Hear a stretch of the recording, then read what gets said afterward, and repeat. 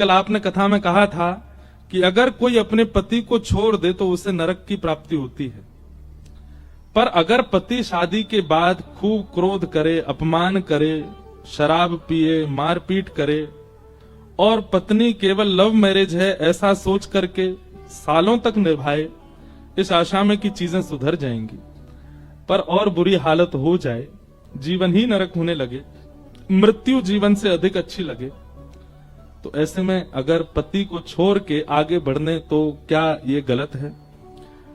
जल्दी में प्रेम में भूल हुई, पर क्या अब जीवन भर इसका ही साथ करना चाहिए? देखो, एक ऐसा स्टेटमेंट है कि शायद बहुत लोग इस स्थिति में होंगे और हमारा इस पर कुछ भी कहना कहीं कहीं गलत भी हो सकता है, कहीं कहीं ठीक भी हो सकता है। बहुत ध्यान से सुनिएगा, हम भागवत जी की बात कह रहे हैं। पति को छोड़ने के लिए मना किया गया था कल की कथा में, पर पति हो तो, पति का मतलब क्या होता है? रक्षक। अगर आपके स्वभाव का, अगर आपकी मर्यादा का, आपके पत्नित्व का, आपके संबंध का अगर वो रक्षा करता तो ही वो पति है। अगर वो रक्षक नहीं है, अपने पतित्व का निर्वहन नहीं कर रहा, तो वो पति भी तो नहीं है ना। श्रीमद् भागवत जी कहती हैं, गुरुर न सस्यात्, स्वजनो न सस्यात्, दैवम न सस्यात्, पत्निश्च सस्यात्, पतिश्च सस्यात्। जो अपने पतित्व का भाव ना निभा रहा हो, आप धर्म पत्नी हैं, आप पाप पत्नी नहीं है। विवाह के बाद पति के बाम में बैठ करके उसके धर्म को बढ़ाने की क्रिया आपकी। अगर आपके बिना वो कोई भी धर्म करेगा, विवाह के बाद उसको फल नहीं मिलेगा, क्योंकि आप धर्म पत्नी हैं। आपके द्वारा ही धर्म उसको प्राप्त होगा। अगर वो इस बात का सम्मान नहीं करता है, पत्नी के प्रति वो भावना नहीं रखता है जो होनी चाहिए, और सबसे बड़ी बात, पति शब्द का जो अर्थ है रक्षक, वो रक्षक का दायित्व नहीं निभाता है,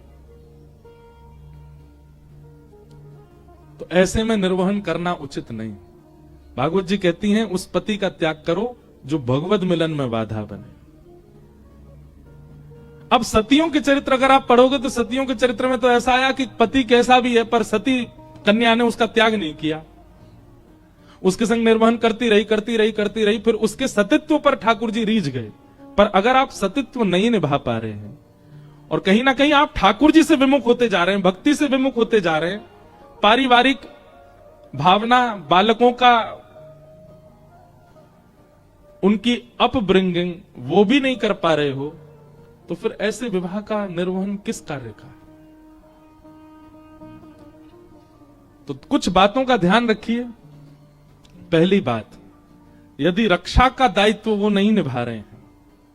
दूसरी बात, मातृत्व और पत्नित्व का सम्मान नहीं कर रहे हैं। तीसरी बात, घर गृहस्थी, परिवार, बालकों का भी संरक्षण नहीं कर रहे हैं। और अंतिम बात, उनकी क्रिया से भगवत विमुख आप होते जा रहे हो, तो ऐसे में त्याग ही उचित है। ऐसे में त्याग ही उचित है। और ये बात मैं नहीं, भागवत जी कह रही हैं, पतिश्च सस्यात्, उस पति का त्याग करो जो भगवत मिलन में बाधा बने। घर की भीतर की, अब आप ज्यादा अनुभवी, मेरा तो अभी अनुभव नहीं विवाह का, पर एक बात कहें, भ्रमण करने से बहुत अनुभव हो जाता है। हम इतना भ्रमण करते हैं, इतनी जगह जाते हैं, इतने लोगों से मिलते हैं कि अनुभव हो जाता है। ऐसा नहीं है कि सारे संबंध और सारे विवाह सदैव अच्छे ही जाते हैं, कलह सब जगह है। और मुझे तो ऐसा लगता है, विवाह शब्द की परिभाषा क्या है? विशेष प्रकार का भार। आप विवाह से पहले बहुत ज्यादा फ्री रहते थे, बहुत ज्यादा पंछी बन के उड़ रहे थे, पर विवाह के बाद एक विशेष भार आ जाता है आपके ऊपर। तो इजी लाइफ नहीं है विवाह के बाद भी,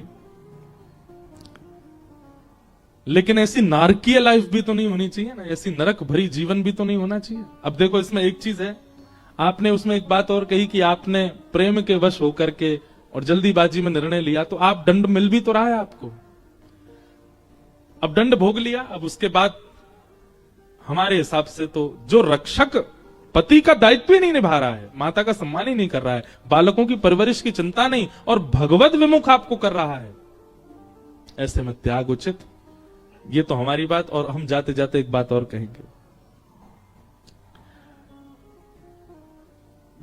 ठाकुर जी से इस विषय में जरूर पूछ लें। हमें ऐसा विश्वास है ठाकुर जी उचित उत्तर देते हैं। हमने बहुत बार अनुभव किया, हमारा तो पूरा जीवन ठाकुर जी पे ही चल रहा है।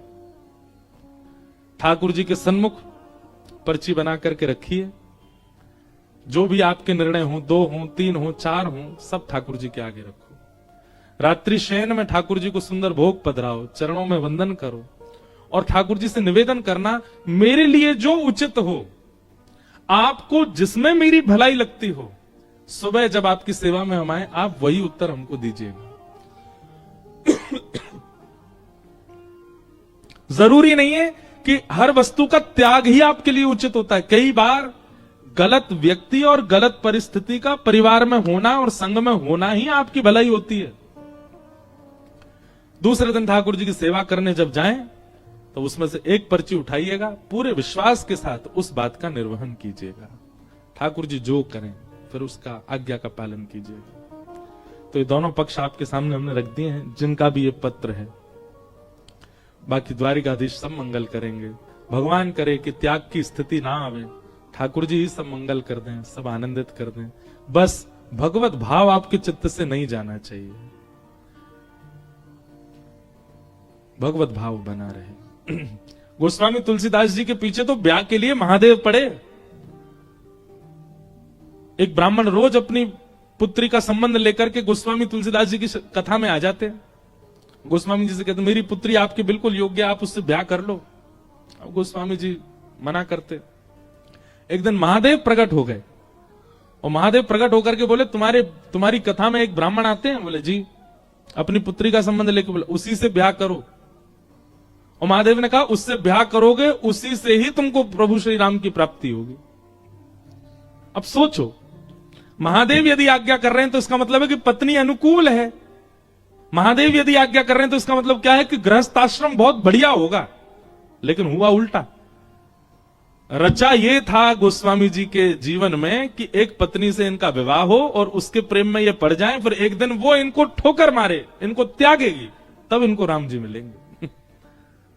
जरूरी नहीं है कि व्यक्ति का संग भगवत प्राप्ति कराएगा, कई बार व्यक्ति का त्याग आपको भगवत प्राप्ति कराता है। एक बात और मैंने कहीं सुनी, वो जब लड़का लड़की का ब्याह होता है तो उनके गुण मिलवाते हैं, कितने गुण मिल रहे हैं। तो उसमें एक पंडित जी कह रहे थे, पंडित जी नहीं, घर के लोग कह रहे थे, बोले गुण कम ही मिलने चाहिए, ज्यादा नहीं मिलने चाहिए। मैंने कहा क्यों? बोले पूरे गुण मिले थे तो राम सीता जी के मिले थे, सारे गुण मिल गए थे।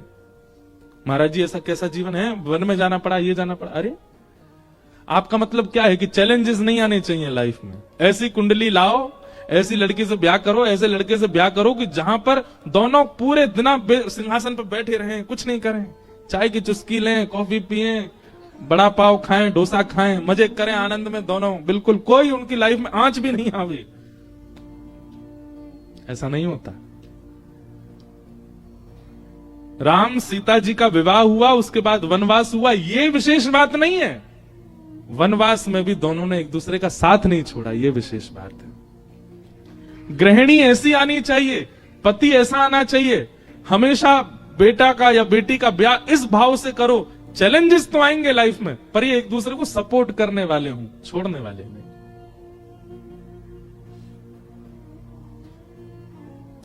तो जिन बहन का भी ये भाव है, हम आपसे प्रार्थना करते हैं, एक निर्णय आपका गलत हो चुका है पहले ही, अगला निर्णय ठाकुर जी पर छोड़ो और बहुत सोच विचार करके, जो बातें मैंने 4 कही हैं, उन बातों में यदि आपके पतिदेव नहीं घट रहे हैं तो फिर ठाकुर जी के सन्मुख भाव रख के या तो स्वयं ही दृढ़ विश्वास करके त्याग करो या फिर ठाकुर जी से पूछो। और अगर ठाकुर जी कहें कि संग रहना है, उसके बाद सब त्याग दीजिए, बस ठाकुर जी की बात का निर्वहन कीजिए, शायद उसी में आपकी भलाई हो। और अगर ठाकुर जी कहें कि त्याग ही उचित है, तो फिर श्री द्वारिकाधीश के चरण सन्निधि ले लीजिए और आगे बढ़िए। बोलो द्वारिकाधीश की जय। ये सब प्रश्नों के उत्तर, कई भाव। इनमें एक प्रश्न और था, कोई होंगे भाई, उन्होंने कहा मेरा जन्म उस क्षेत्र में हुआ, सेवा में मैं द्वारिकाधीश जी के चरणों में हूं, ये भगवत कृपा है कि मेरे कर्म का फल है। आपका जन्म स्थान भी उचित है और कर्म स्थान भी उचित है, ये भगवत कृपा है। कृपा से ही ठाकुर जी के धाम प्राप्त होते हैं, कर्म के रूप में भी और जन्म के रूप में भी। आप मुंबई में जन्म ले रहे हो और करोड़ों कमा रहे हो, ये आपके कर्म का फल है। पर आप वृंदावन में जन्म ले रहे हो, द्वारिका में जन्म ले रहे हो, ठाकुर जी की भक्ति कर रहे हो, ये कृष्ण प्रसन्नता का फल है। तो ये उनकी प्रसन्नता है। आइए अब आगे के प्रसंग में हम लोग प्रवेश करें।